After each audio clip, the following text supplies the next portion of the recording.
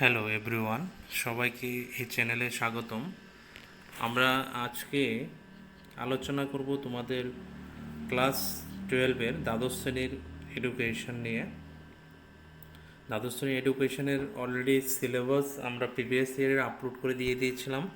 যারা দেখোনি 12-এর প্লে লিস্টে গিয়ে তোমাদের এই দ্বাদশ শ্রেণীর এডুকেশনের একটা ফোল্ডার করা আছে, সেই ফোল্ডারের মধ্যে ঢুকলে তোমরা সিলেবাসটা দেখতে পাবে। সেটা প্রিভিয়াস ইয়ারে যেটা ছিল সেটাই আবার তোমাদের থাকবে। সেখান থেকে আমরা আবারও সিলেবাসটা তোমাদের একটু দেখিয়ে দিচ্ছি ভিডিওটা শুরু করার আগে।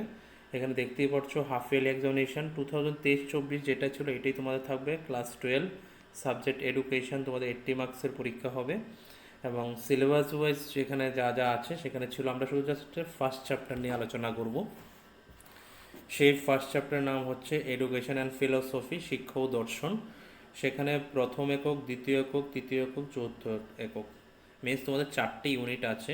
সেই 4টি ইউনিটের মধ্যে প্রথমটাতে শিক্ষা ও দর্শন, দ্বিতীয়টাতে চারবাক দর্শন ও জৈন দর্শন, তৃতীয়টাতে ন্যায় দর্শন যোগ দর্শন, চতুর্থটা থেকে ভাববাদ, প্রকৃতিবাদ, প্রয়োগবাদ।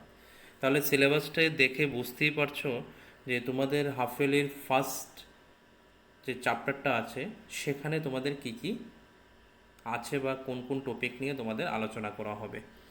প্রিভিয়াস ভিডিওতে আমরা পুরো সিলেবাসটা দিয়েছি। হাফ ইয়ারলির 4টে অধ্যায় আছে, প্রথম, দ্বিতীয়, তৃতীয়, চতুর্থ। যারা দেখুনি দেখে নেবে, এবং কোন কোন ইউনিটগুলি আছে সেই ইউনিটগুলিতে কী কী আছে একবার সিলেবাসটা দেখা প্রয়োজন। ভিডিওটা শুরু করার আগে কিছু ইম্পর্টেন্ট কথা তোমাদের আগে বলে রাখি। আমরা দ্বাদশ শ্রেণীর মোটামুটি 4 থেকে 5টা সাবজেক্ট কভার করার প্ল্যানিং নিয়েছি। সেখানে অলরেডি ইংলিশ এবং বাংলার প্রসেসিং হয়ে ভিডিও আপলোড হয়ে গেছে কয়েকটা। যারা ইংলিশের যেগুলি হয়েছে সেগুলি দেখতে পাও, এবং বাংলারও অনেকগুলি চ্যাপ্টার আমরা আপলোড করে দিয়েছি, টপিক ওয়াইজ ডিসকাশন করেছি। তারপরে নেক্সট ভিডিওতে আমরা কিছু সাজেশান তোমাদের দিয়েছি। সেইগুলি জাস্ট অ্যাপ্রক্স সাজেশন, মানে এগুলি পড়তে পারো, এগুলি থেকে পরীক্ষাতে আসার ফাইনাল হোক, প্রি বোর্ড হোক আর হাফ ইয়ারলি হোক, সবগুলিতেই আসার চান্সেস 90% টু 95% থাকে।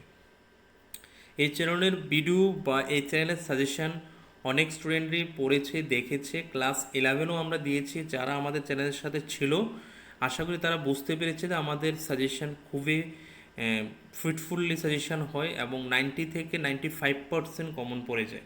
এমনও রেকর্ড আমরা দেখিয়েছি ক্লাস 11-এ 75 মার্কস পর্যন্ত 80-তে আমাদের কমন পড়েছিল। আমরা সেটা রেকর্ড দেখিয়ে দিয়েছিলাম তোমাদের ক্লাস 11-এ থাকতে। তো সেই কারণে বলছি, হয়তোবা ইউটিউব চ্যানেলের ভিডিও ভেবে সেটাকে ডিনাই করে যাবে না। আমরা তোমাদের বেস্ট কোয়েশ্চেনগুলি দেওয়ার চেষ্টা করি এখানে। যারা দেখে ভালো করে স্টাডি করবে তাদের পরীক্ষা হলে গিয়ে বুঝতে পারবে যে এই ভিডিওর সাজেশান থেকে কত মার্কস তোমাদের কমন পড়েছে।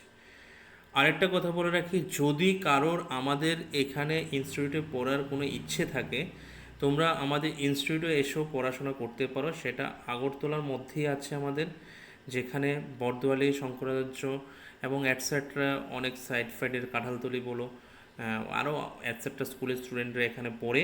তোমরা আগরতলা বর্দোয়ালি মৌচাক ক্লাবের কাছে আমাদের ইনস্টিটিউট আছে। এখানে ডিফারেন্টভাবে তোমাদের মক টেস্ট, নোটস সব কিছুর উপর বেসিস করে আমরা পড়াই, এবং অল সাবজেক্ট যদি কেউ পড়তে চাও সেখানেও পড়ার সুবিধা আছে। যদি ইংলিশ সহকারে কারো থাকে 5 সাবজেক্ট, 5টা সাবজেক্ট ইনক্লুডিং ইংলিশ, তখন তোমাকে 1,500 টাকার মধ্যে আমরা সমস্ত কোর্স করিয়ে দেব। নিশ্চিন্তে মনে আমাদের কাছে পড়তে পারো। আদারওয়াইজ টিচাররা যেভাবে পড়াবে তার থেকেও আমরা বেটার দেন পড়ানোর চেষ্টা করি এখানে। আর যদি মনে হয় আমি ইংলিশ আলাদা করে পড়ছি, আপনাদের এখানে পড়বো না, বাকি 4টে সাবজেক্ট পড়বো, তাহলে 4 সাবজেক্টের জন্য আমাদের কাছে তুমি 1000 পে করেই পড়তে পারবে। এবার তোমাদের কাছে, অনেকের কাছে আগরতলা শহরবাসী যারা বিভিন্ন টিচারের কাছে পড়ছো নামি দামি, তাদের কাছে মনে হবে যে ওনারা বেস্ট পড়াবেন, এখানে কিছুটা কম পড়ানো। তোমরা ওনাদের সাথে একবার পড়ে কম্পেয়ার করে আমাদের সাজেশানগুলো একবার মিলিয়ে দেখো, তাহলে পরীক্ষা দিয়ে দেখো, তারপরে বুঝতে পারবে যে আমাদের এখানে কি বেস্ট হচ্ছে না ওদের থেকে আমরা আরও বেশি কিছু করাচ্ছি তোমাদের, তখনই বুঝতে পারবে। যাই হোক, রেড চার্ট বলে দিলাম, সেন্টারে লোকেশন বলে দিলাম। যদি ভিডিওগুলি দেখার পরে মনে হয় এখানে পড়ে কিছু করতে পারবো, তাহলে অবভিয়াসলি ওয়েলকাম, তোমরা আসতে পারো। তাহলে দেরি না করে চলে আমরা যে টপিকে ছিলাম, তাহলে এই ছিল হাফ ইয়ারলি সিলেবাস। তোমরা হাফ ইয়ারলি ফার্স্ট চ্যাপ্টারের সিলেবাসে কী কী আছে দেখিয়ে দিলাম। 4টা ইউনিট আছে, সেই 4টা ইউনিটের নামগুলি পড়ে দিলাম। তারপরে যাই আমরা সেই ইউনিট থেকে হাফ ইয়ারলিতে কী কী আসতে পারে, কত মান আসতে পারে সেটা একবার দেখে নাও। দেখো আমরা কতটুকু নিখুঁতভাবে সব কিছু পার্ট পার্ট করে তোমাদের বুঝিয়ে দিচ্ছি। কারণ আমাদের আগে যে চ্যাপ্টারটা পড়বো সেই চ্যাপ্টারের সম্বন্ধে আমাদের আইডিয়া থাকতে হবে কী কী আছে। তারপর আমাদের পড়তে হবে সেই চ্যাপ্টার থেকে কতর মান আসে, কত মার্কস পর্যন্ত হায়েস্ট আসতে পারে সেটা আমাদের লক্ষ্য রাখতে হবে।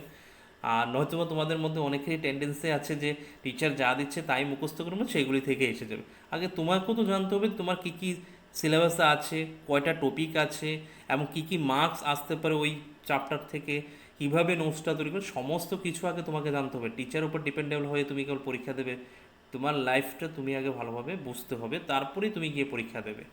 তো সেই কারণে আমরা প্রথম সিলেবাসটা দেখিয়েছি তোমাকে কী কী আছে, তারপরে দেখো মার্কস ডিস্ট্রিবিউশন। এডুকেশনাল ফিলোসফি, শিক্ষা ও দর্শন, সেখানে তো 1 মার্কসের 4টে কোশ্চেন আসবে, সেটা আসবে কি এমসিকিউ টাইপ। দেখো কত ভেঙে ভেঙে বুঝতে হয়। তাহলে ভেরি শর্ট আনসার টাইপ মানে আমরা 1 মার্কস যেগুলিকে বলে এক কথা উত্তর দেয়, সেখান থেকে আসবে 2টো। তাহলে টোটাল কয়টা হচ্ছে, এখান থেকে 4 আর 2 হচ্ছে 6টা 1 মার্কসের কোশ্চেন আসে। 4টা এমসিকিউ, 2টো একের মান। 2 মার্কসের আসে না, 3 মার্কসেরও আসে না। তারপর কি আসে, 4 মার্কসের লং আনসার টাইপ আসে 2টো, সেখানে 8 মার্কস। লং আনসার টাইপ আসে কটা, 8টা। তারপর long answer type 1, long answer type 2। Long answer type 1 means 4-এর মান, আর লং আনসার টাইপ 2 মিনস হচ্ছে 5-এর মান, সেখান থেকেও 2টো আসে। তাহলে সেখানে হচ্ছে 10 মার্কস। তাহলে ওভারঅল পরিষ্কার করে দিচ্ছি একটু, তাহলে বুঝতে সুবিধা হবে। ওভারঅল দেখো তোমাদের এখানে আমরা যদি দেখি তাহলে টোটাল কত মার্কস হচ্ছে, 1 মার্কস হচ্ছে 6, 4 মার্কস আসছে 8, 5 মার্কস আসছে 10, ওভারঅল হচ্ছে 24 মার্কস। তাহলে এই জিনিসটা কিন্তু এতদিন তোমরা অনেকেই লক্ষ্য করোনি, তাহলে আজকে বুঝতে পারছো যে হাফ ইয়ারলি পরীক্ষাতে, বারবারই পড়ছি এটা হাফ ইয়ারলি পরীক্ষাকে লেখাই আছে এক্সামিনেশন, সেখানে 24 মার্কস ফার্স্ট চ্যাপ্টার থেকে আসছে। তাহলে কতটা গুরুত্বপূর্ণ সেটা এখন বুঝতে পারলে, যে 80 মার্কসের মধ্যে আমাদের 24 মার্কস এখান থেকে এসে যাবে। তাহলে আমি একটা চ্যাপ্টার বা 2টো চ্যাপ্টার পরেই কিন্তু আমাদের অনেকগুলি আনসার হয়ে যায়। এখান থেকে 24 নাম্বার থেকে যদি আমি 20 নাম্বার পেয়ে যাই, আরেকটা চ্যাপ্টার থেকে যদি 10 থেকে 15 নাম্বার পেতাম, তাহলে 5 মার্ক হয়ে গেল। তাহলে কত ইজিলি আমি মার্কসটা বের করে নিতে পারলাম। তাহলে চলো এই চ্যাপ্টারতে কী কী আছে সেটা একটু টপিক ওয়াইজ আলোচনা করি। শিক্ষা ও দর্শন প্রথম অধ্যায়, তোমাদের শিক্ষা ও দর্শন প্রথম অধ্যায়, সেখানে কি কি পড়তে হবে দেখে নাও। প্রথমে আমরা প্রথম একক নিয়ে আলোচনা করব। সেখানে কি আছে, শিক্ষা দর্শনের অর্থ, প্রকৃতি, পারস্পরিক সম্পর্ক। তাহলে এখানে এই টার্মটা দেখেই বুঝতে পারছি এখান থেকে কী কী পড়তে হবে। শিক্ষা কাকে বলে পড়তে হবে, দর্শন কাকে বলে পড়তে হবে, মানে অর্থ মিন্স কাকে বলে, তাদের প্রকৃতি বা বৈশিষ্ট্য পড়তে হবে, এবং তাদের দুটোর মধ্যে সম্পর্ক পড়তে হবে। সম্পর্ক ছাড়াও তাদের মধ্যে পার্থক্য আমাদের পড়া উচিত। আর তোমাদের এখান থেকে আমরা মোটামুটি একটা, মানে জাস্ট মোটামুটি একটা তোমাদের একটা আইডিয়া দিয়ে দিয়েছি যে শিক্ষা কী, যেমন কে কী দিয়েছেন, মোটামুটি এগুলি একটু তোমরা রিডিং পড়ে বুঝতে পারবে যে এখানে এই টপিকটাই কী কী আমরা করেছি, সেটা আমরা ডিসকাস যাবো না, তোমরা স্ক্রিনশট নিয়ে একটু পড়ে নেবে। তারপরে যাচ্ছি আমরা পরবর্তী ইউনিটে আছে চারবাক দর্শন এবং জৈন দর্শন। আমাদের ফিলোসফিতে অনেকগুলি পার্ট আছে দর্শনের, সেখানে একটা চারবাক দর্শন, জৈন দর্শন, যোগ দর্শন, ন্যায় দর্শন, সাংখ্য দর্শন, তারপরে আরও অ্যাটসেট্রা অনেক কিছু আছে। যে সেখান থেকে তোমাদের 2টো টপিক তুলে দিয়েছে, সেটা হচ্ছে একটা চারবাক, একটা হচ্ছে জৈন। তা তার মধ্যে আমি বলে রাখি তোমাদের ভারতীয়ভাবে আমরা যে দর্শনকে 2টি ভাগে ভাগ করি, একটা হচ্ছে আস্তিক, একটা হচ্ছে নাস্তিক, মানে বৈদিক অবৈদিক। সেখানে বৈদিকের মধ্যে কিছু কিছু পার্ট থাকে যারা বৈদিককে বিশ্বাস করে, আবার অবৈদিকের মধ্যে কিছু কিছু পার্ট থাকে যারা বৈদিককে বিশ্বাস করে না, মানে নাস্তিক আস্তিক যে কথাগুলি বললাম। তো যারা বৈদিককে বিশ্বাস করে না তাদের মধ্যে একটা হচ্ছে চারবাক দর্শন, একটা হচ্ছে জৈন দর্শন, আর একটা হচ্ছে বুদ্ধ দর্শন। তো সেখান থেকে তোমরা 2টো দিয়ে দিয়েছে এখানে, চারবাক দর্শন এবং জৈন দর্শন। সেখানে অলরেডি একটুখানি লেখাও তোমরা দেখতে পারছো যে চারবাক দর্শন ও ভারতীয় দর্শন একমাত্র জড়বাদী গোষ্ঠী, নির্জীব এবং জড় থেকে বিশ্বের চেতন অচেতন সব কিছু হয় ওনা মনে করেন, সেখানে কোনো বেদের উপর বা কোনো কিছুর উপর তারা বিশ্বাস করেন না, চারবাক দর্শনকে জড়বাদও বলা হয়। তারপরে সেগুলো ডিটেলস তোমরা পড়বে, স্ক্রিনশট নিয়ে নিয়ে দেখতে পারো। চার পাক দর্শনকে লোকায়ত দর্শন নাম হতে, এগুলো ডিটেলস আমরা স্টুডেন্টদের পড়াই। এত কিছু ডিটেলস আমরা এখানে আলোচনা করলাম না, যাদের প্রয়োজন তারা স্ক্রিনশট নিয়ে একটু জাস্ট ওই ইউনিট সম্বন্ধে একটু ধারণা নিতে পারো। তারপর জৈন দর্শন সম্বন্ধে আছে, দেখো জৈন দর্শনের অন্যতম প্রাচীন দর্শন বলা হয় জৈন দর্শনকে। এবার জৈন দর্শন জৈন কথার অর্থ কি? জিন। তারপরে সেই জিন কথাটির অর্থ হচ্ছে জয়ী। এখানে 24 জন জৈন দর্শনে 24 জন তীর্থাঙ্কর ছিলেন। সেই তীর্থাঙ্কর কাদের বলা হতো? সেই তীর্থাঙ্কর নাম অভিহিত, সেই তীর্থাঙ্করটি বিশেষ গুরুত্বপূর্ণ। 24 জন তীর্থাঙ্কর ছিলেন। সেই 24 জন তীর্থাঙ্কর মধ্যে প্রথম এবং শেষ এগুলি জানতে হবে। প্রথম ছিলেন ঋষভনাথ এবং শেষ ছিলেন বর্ধমান। 23তম ছিলেন পার্শ্বনাথ। এই সমস্তভাবে যে পার্শ্বনাথ, তো এইভাবে আমরা ওই ইউনিট থেকে এগুলি একটু দেখতে পারি। এগুলি থেকে 1 মার্কস অনেকটা হয়ে থাকে। তৃতীয় ইউনিটও সেমভাবে আরও দুটো দর্শন আছে, যুগ দর্শন এবং ন্যায় দর্শন। ওদের প্রতিষ্ঠাতা কে ছিলেন এবং ন্যায় দর্শনের গুরুত্ব শিক্ষাক্ষেত্রে, এই সমস্তগুলি আমাদের এখান থেকে দেখতে হবে। মহর্ষি গৌতম ছিলেন এই ন্যায় দর্শনের প্রবক্তা এবং মহর্ষি পতঞ্জলি হচ্ছেন যোগ দর্শনের প্রবক্তা। এইভাবে প্রাচীন ন্যায় ছিল, নব্য ন্যায় ছিল, এগুলি সম্বন্ধে অনেক আলোচনা আমরা ভিতর করি। এবং অক্ষপাত কাকে বলা হয় এগুলি তোমরা পড়েছ, অক্ষনাদ, অক্ষর দর্শন, এগুলি নামও আমরা পরিচিত। তো সেগুলো আমরা ডিটেলসে পড়াবো, যখন আমাদের কাছে তোমরা পড়বে তখন আমরা সেইভাবে ডিটেলসে পড়ানোর চেষ্টা করবো। জাস্ট আমরা একটু সাজেশনগুলি তোমাদের, সাংখ্য দর্শন, যোগ দর্শন এগুলি ছিল এই দর্শনের দুটি মধ্যে পড়ে। তারপরে অ্যাটসেট্রা ছিল। তারপরে এখান থেকে স্ক্রিনশট নিয়ে নেবে। শেষর সংখ্যা টঙ্কা ছিল, নিরস্বর সংখ্যা ছিল, এগুলি কি সেগুলি পড়তে হবে, তোমাদের পরীক্ষাতে ইম্পর্টেন্ট আছে। তারপর আছে কতগুলি ভাববাদ, প্রকৃতিবাদ, প্রয়োগবাদ। ভাববাদ যারা শুধু আত্মা নিয়ে কথাবার্তা বলতেন, আর প্রকৃতিবাদ হচ্ছে যারা যেটা প্রকৃতি নিয়ে, নেচার নিয়ে সবসময় কথা বলতেন, প্রকৃতির মধ্যে আমাদের পরিবেশ নিয়ে কথাবার্তা বলতেন, তাদেরকে বোঝানো হতো। আর যেটা হচ্ছে প্রয়োগবাদ, যারা কোনো কিছু পরীক্ষা নিরীক্ষা করে বা এক্সপেরিমেন্ট করে কোনো কিছু বুঝতে চেষ্টা করতেন, সেটা ছিল প্রয়োগবাদ।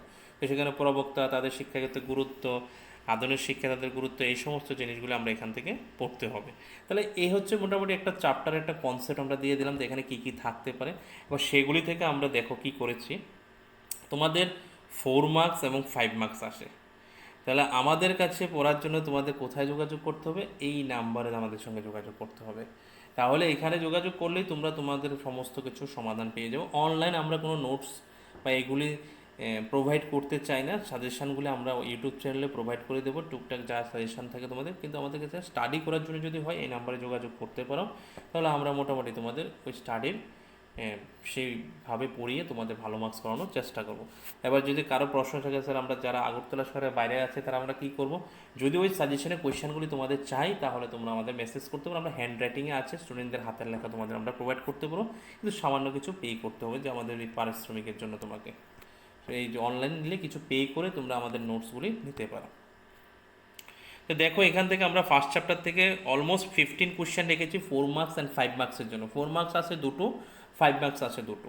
এখান থেকেই হয়ে যায় 15টা থেকে। আমরা পরবর্তী সময় আরও 8-10টা করে দেবো, এখন 15টা রেখেছি। এখানে শিক্ষক দর্শনের মধ্যে সম্পর্ক, তার মধ্যে পার্থক্যটা তৈরি করে নেবে। যদি সাজেশনে না দিয়ে থাকে তাহলে পার্থক্য তোমাদের ইম্পর্টেন্ট থাকবে। শিক্ষার লক্ষ্য, পাঠ্যক্রম সহ ভাববাদীদের ধারণা, আধুনিক শিক্ষায় যুগ দর্শনের প্রভাব, আধুনিক শিক্ষায় ন্যায় দর্শনের প্রভাব, প্রকৃতিবাদ অনুসারে শিক্ষার নীতিগুলি, তারপরে প্রকৃতিবাদ দর্শনের প্রভাব শিক্ষাক্ষেত্রে, শিক্ষা প্রয়োগবাদী দর্শনের বিভিন্ন দিক, আধুনিক শিক্ষার জৈন দর্শনের প্রভাব, জৈন চারপাক জ্ঞান তত্ত্ব সম্পর্কে আলোচনা করো, যুগ দর্শনের অন্তর্গত আউটস্ট্যান্ডিং যুগ সম্বন্ধে, প্রজেক্ট পদ্ধতি কী, এর বিভিন্ন স্তর ও শ্রেণী বিভাগ, চিত্তবৃত্তি কী, কত প্রকার ও কী কী ব্যাখ্যা করো। তারপরে আছে চিত্তভূমি কী, কত প্রকার ও কী কী ব্যাখ্যা করো, ভাববাদ, প্রকৃতি বা প্রয়োগবাদের মধ্যে পার্থক্য, আধুনিক শিক্ষায় চারপাক দর্শনের প্রাসঙ্গিকতা। এই হচ্ছে 15টা কোয়েশ্চেন। সেখান থেকে আমরা পরে 8 থেকে 10টা কোয়েশ্চেন আমরা করে দিই। তো সেখান থেকে পড়লে তোমার ফাইনালও কাজ হয়ে যাবে এবং হাফ ইয়ারলিতেও কাজ হয়ে যায় এবং প্রি বোর্ডও কাজ হয়ে যায়। তো সুতরাং তোমার এখন আমরা প্রি বোর্ড ফাইনাল নিয়ে কথা বলবো না, এখন কথা বলবো আমরা হাফ ইয়ারে নিয়ে। তো ষান্মাসিক পরীক্ষাতে তোমাদের এই 15টা থেকেই 100% আসবে।